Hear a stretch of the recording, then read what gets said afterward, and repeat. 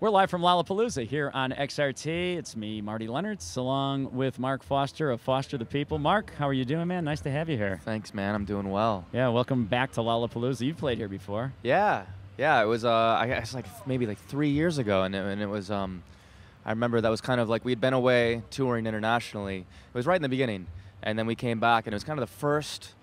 It was the biggest crowd we'd played for to date, and I remember just kind of that was the moment we walked off stage, and I just felt like a collective exhale from the band. It's like, it's like everything's gonna be okay.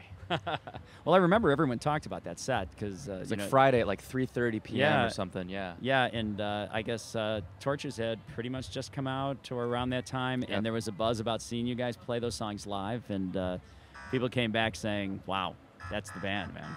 So that's cool. That's how these festivals. It's good to be back, man. It's Yeah. nostalgic, Well, you've got a nice set tonight, man. You're playing this evening at 6:15. Yeah. And that's a nice slot to have. And, well, let's talk about Supermodel a little bit. Record came out earlier this year. Yeah. And I think we talked about this last time we chatted. But we'll revisit it for a second. That your first record, 5 different producers, sort of just happened as it happened. You toured for a long, long time.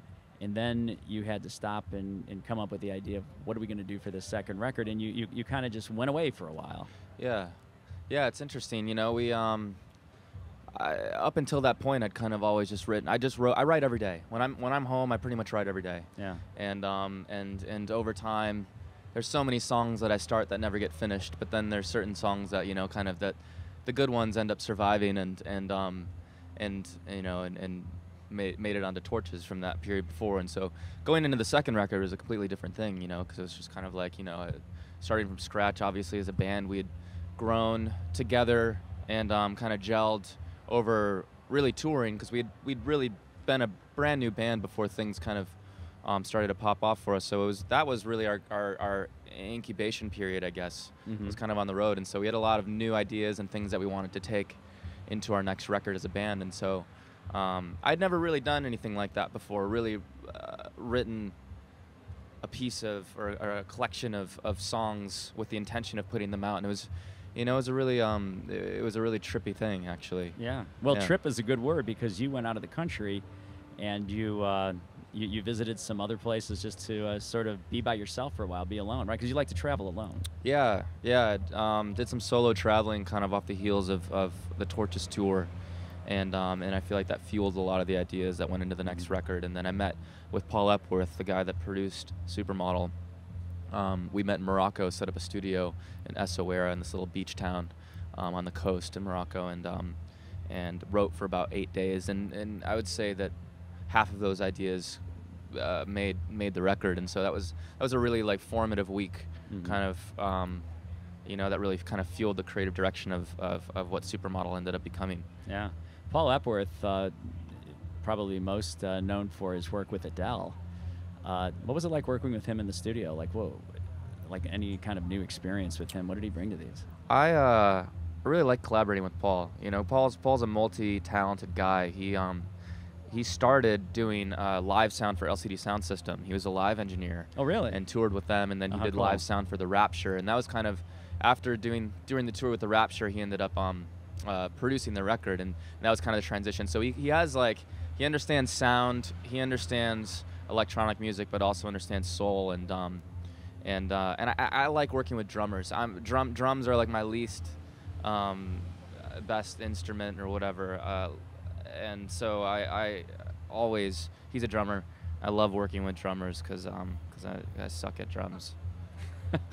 One of the few things you probably suck at in terms of music, yeah. So for writing or whatever, but drums are always what fuels every song. I always start with a drum beat. Yeah. And so that was one thing. I mean, even like Pseudologia Fantastica on Supermodel, it's like he came up with that beat, just that.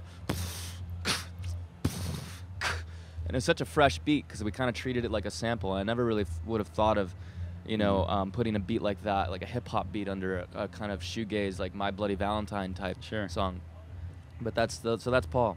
Coming of Age is quite a song. That's a pop song in the best possible way a pop song can be, because it's bright, it's hooky, and it's about something. It's really cool. Thanks, man. You know, that was the last song that we wrote when we were in the studio. Actually, I was quitting smoking at the time. There's this guy Kerry Gaynor. He's a hypnotist.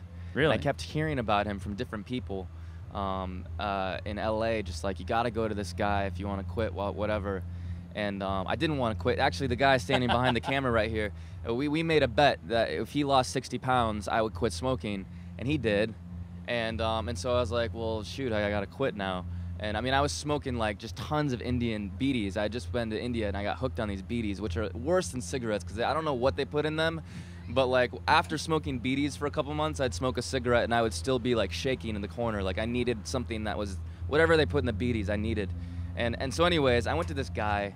I left the studio that day in Malibu. I went to this guy for an appointment or whatever, and I got back, and the guys had been, Paul and everybody else in the band had been kind of jamming on this like African rhythm thing, but they were kind of stuck on this idea, and I was kind of listening to it. They're like, what any ideas come to you for where to take this thing? And I kind of chased it for like an hour, and nothing really happened. So I was just like, I just mute everything, kept the beat, kept the drum beat, and then started playing those chords on the piano for Coming of Age, and pretty much over the next 2.5 weeks, we just kept revisiting that song, and we knew that there was something there. It wasn't really like a high priority song. It was just kind of, we had a ton of unfinished ideas that we would just come back to and add on to and whatever, and then it just kind of turned a leaf after about 2 weeks, and the concept and everything kind of just came together, came into focus, and it's funny, you know, because it ended up being our first single, but it's just like, you know,